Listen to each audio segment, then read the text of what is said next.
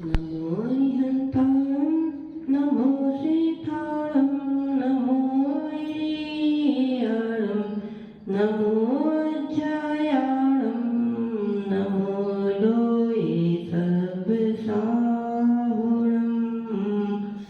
नमो लोये सबसाहुळं नमो लोये सबसाहुळं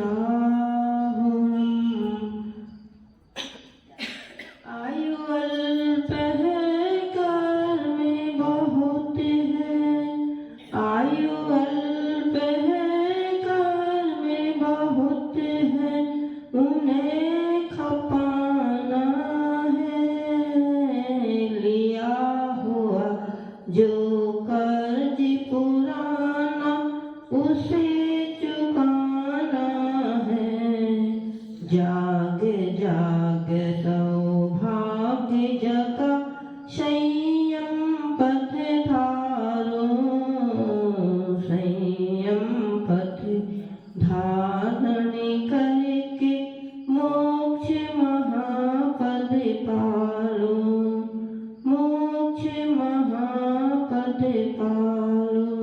बोलो 1000 देवाय देव श्री आदिनाथ भगवान की अंतिम शासन नायक भगवान श्री महावीर स्वामी की परम गुरु नाम भगवान जी आदि सागर जी महावीर की थी विमल सागर जी सरस्वती सागर जी विराट सागर जी विशुद्ध सागर जी महामुनि राजाओं की स्वर्ग न देखा मोक्ष न देखा बस तुमको देखा स्वर्ग मोक्ष मिल गया धरा पे जब तुमको देखा बहे अपूर्व आनंद मिला है परे कल्पना से मेरा जीवन सफल हुआ है गुरु वंदना से मेरा जीवन सफल हुआ है गुरु वंदना से।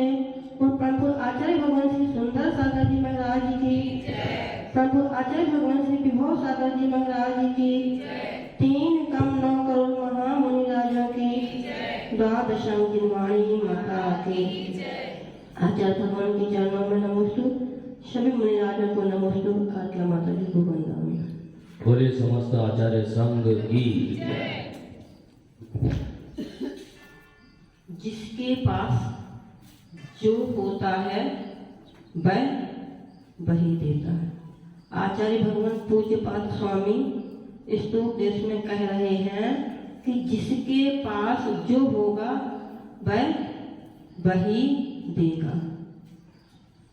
आचार्यों के पास ज्ञान है तो वह क्या देते हैं? ज्ञान।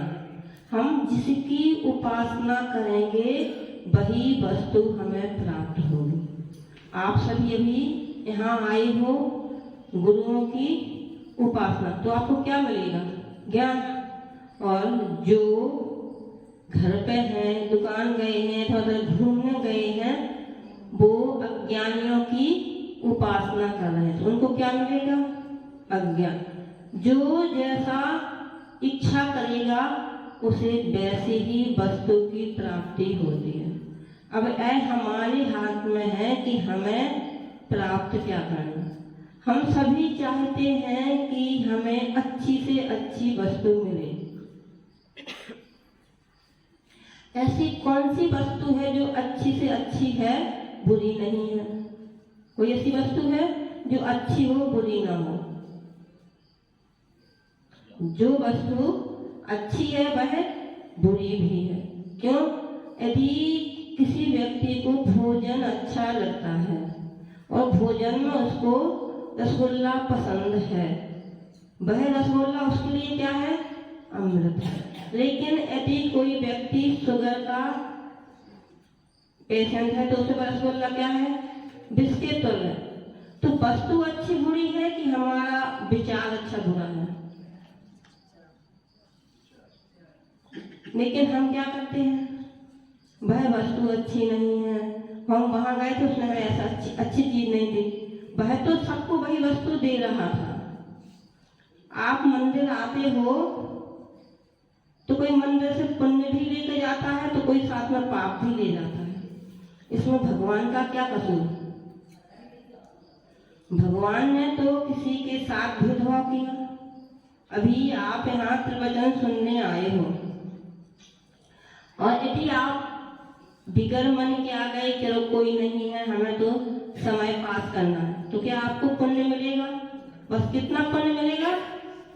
जितना आप काया से आए, क्योंकि ना तो आप मन से आए हो, ना आप मन से आए हो, ना आप वचन से आए हो, मात्र आप काया से आए हो संख्या बढ़ाने के लिए। तो आपको पुण्य भी काया से ही मिलेगा, मन वचन का पुण्य नहीं।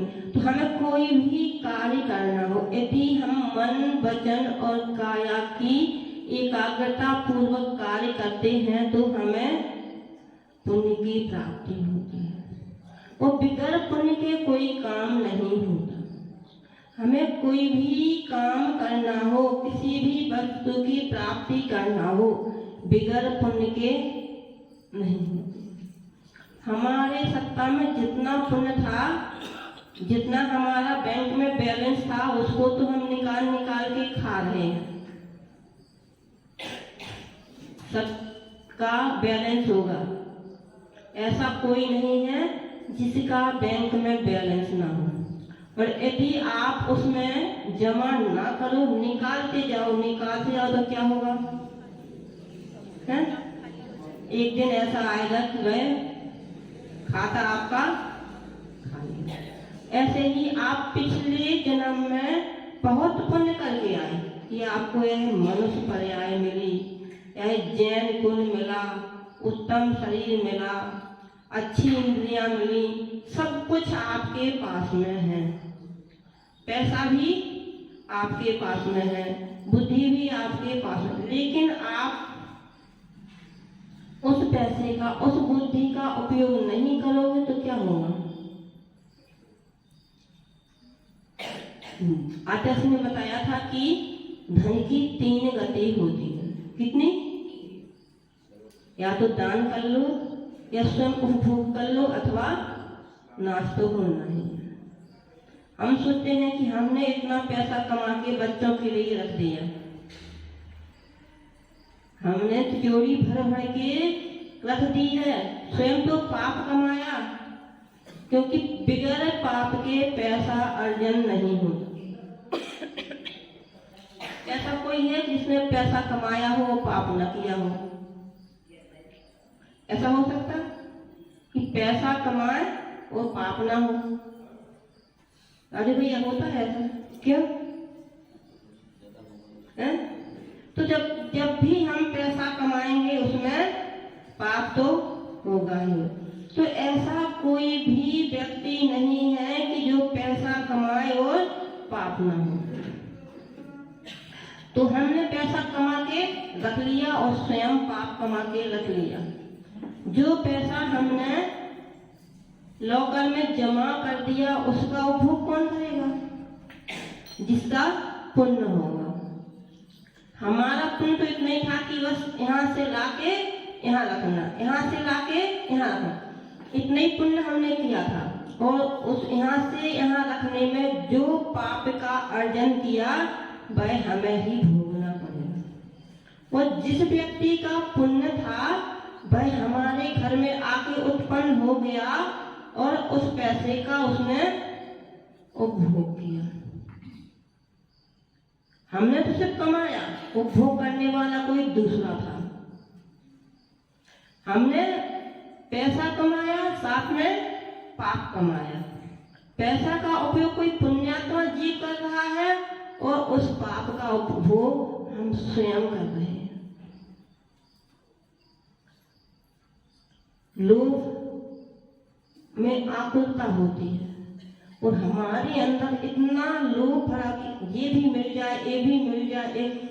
कभी हमने यह नहीं सोचा कि संतोष से भी सुख प्राप्त होता है, लेकिन हम बस सामने देखते हैं और हमारे अंदर लोभ की प्रवृत्ति जागृत हो जाती है। व्यक्ति अपने दुख से दुखी कम होता है।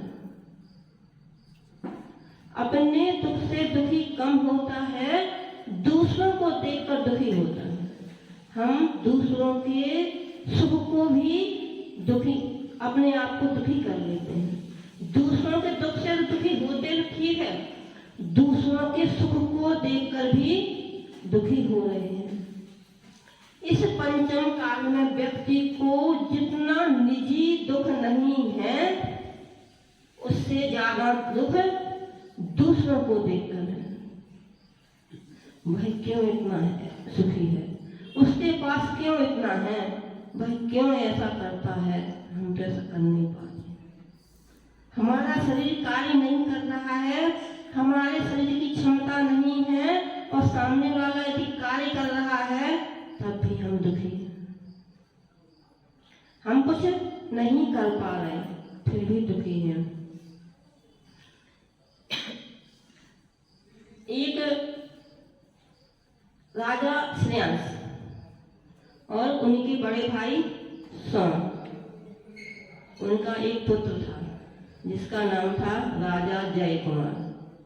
वह राजा बहुत सुंदर था, बहुत सुंदर था, और उसने मुनि राज के पास एक नियम लिया था कि मात्र मैं अपनी पत्नी के अलावा किसी को भी नहीं देखूं। जितनी भी संसार में स्त्रियां हैं, महिलाएं हैं, बच्ची हैं, वो सब हमारी माँ, बहन और बेटी के तुल्य हैं। मात्र मैं अपनी पत्नी के साथ ही सुख भोग करूंगा, बाकी सबको माता, बहन और पुत्री के समान है। एक दिन वह राजा जय कुमार कैलाशगिरी की वंदना के लिए जा रहा था। जब राजा जय कुमार जा रहा था तभी जब वह राजा वंदना के लिए जा रहा था तो और स्वर्ग में चर्चाएं चल रही थी कि भारत भूमि पर भी एक ऐसा मनुष्य है जो किसी को भी नहीं देखता है। उसके मन में किसी को देख करके किसी भी प्रकार के विचार नहीं आते हैं। वह सभी, कोई भी स्त्री हो, सबको माता के समान देखता है। तो जब स्वर्ग में ऐसी चर्चा चल रही थी तो स्वर्ग का एक देव, उसके मन में आकांक्षा होती कि चलो देखें वह कौन सा है। ऐसा कैसे हो सकता है कि कोई व्यक्ति अपने आप को इतना काबू में कर ले। हम अपने मन में कोई विचार कर लेते हैं, भले हम किसी को कह नहीं पाते हैं, लेकिन एक बार कोई व्यक्ति सामने से निकलता है तो हमारी आंखें घूम जाती हैं। तो जब वह देव वहां से राजा जय कुमार की परीक्षा करने के लिए आता है तो क्या देखता है कि राजा जय कुमार कैलाश पर्वत पर बैठे हुए भगवान की भक्ति कर रहे हैं। जब राजा जय कुमार भगवान की भक्ति कर रहे थे तो वह देव एक देवी इंद्र की इंद्राणी का रूप बनाकर आता है। वो बहुत प्रकार के प्रलोभन देकर उसको मोहित करना चाहता है, उसको हिलाना चाहता है, लेकिन वह राजा तो अपनी भक्ति में इतना मग्न होता है कि वह उसकी बातों को, यहाँ तक कि वह उसकी पत्नी को भी पहाड़ से नीचे गिरा देता है। यदि हमारे सामने कोई व्यक्ति हमारे पड़ोसी को भी गाली देगा तो हमें थोड़ा सा, लेकिन जब वह उसकी पत्नी, वो तो विद्या था, वो देव था, उसके पास शक्ति थी, वो कुछ भी कर सकता था, वह उसकी पत्नी को नीचे गिराता है। वह देखता हुआ भी नहीं देख रहा है, क्योंकि वह तो भगवान की भक्ति में इतना मग्न था, इतना मग्न था कि उसे कुछ नहीं दिख रहा था। जब वह भक्ति पूरी करके फ्री होता है तो वह जो देव इंद्राणी बन के आया था वह उससे कहता है, देखो तुम्हारी पत्नी तो नीचे गिर गई, उसका काम तो अब खत्म हो गया, ऐसा करो तुम मुझसे शादी कर लो। वह कहता है, हे माँ, मैंने आचार्य महाराज के चरणों में एक ही तो नियम लिया था, बाकी तो सब नियम लिए ही नहीं थे, मात्र एक ही तो नियम लिया था कि मैं अपनी पत्नी के अलावा किसी भी स्त्री को नहीं। तो हमारा तो नियम है कि मेरी एक ही स्त्री है, यदि वह मर भी गई अच्छा हुआ कि हमें इस पाप से बच जाएंगे। वह उसे बहुत समझाती है, बहुत तरह, आप मेरे से शादी करोगे तो हम तुम्हें ऐसा राज्य देंगे, ये देंगे, तो बहुत तरह के प्रलोभन देती है। लेकिन राजा जय कुमार उसको एक ही शब्द से संबोधित, हे माँ, यह मेरे बस में नहीं है। क्योंकि उसके अंदर क्या थी? संतोष था। उसके अंदर संतुष्टि थी कि बस एकमात्र मेरी पत्नी ही मेरी पत्नी है, बाकी सब मेरे लिए माँ बहन के तुल्य हैं। और हमारी संतुष्टि कैसी है? लोभ जैसी है। हमारे अंदर लोभ है, और जब जब लोभ आता है तो आकुलता लेकर ही आता है। लोभ कभी निराकुल नहीं कर सकता, आकुलता ही लेके आता, तभी हमें किसी चीज की प्राप्ति हो जाती। तो जब उस जय कुमार ने उसको नहीं, जब भाई जय कुमार उसको मोहित नहीं हुआ, उसको नहीं चाहा, तो वह परेशान होकर के अपने असली रूप में आता है और जय कुमार से कहता, वास्तविकता में धन है आपकी दृढ़ प्रतिज्ञा की आपने किसी भी प्रलोभन को स्वीकार नहीं किया।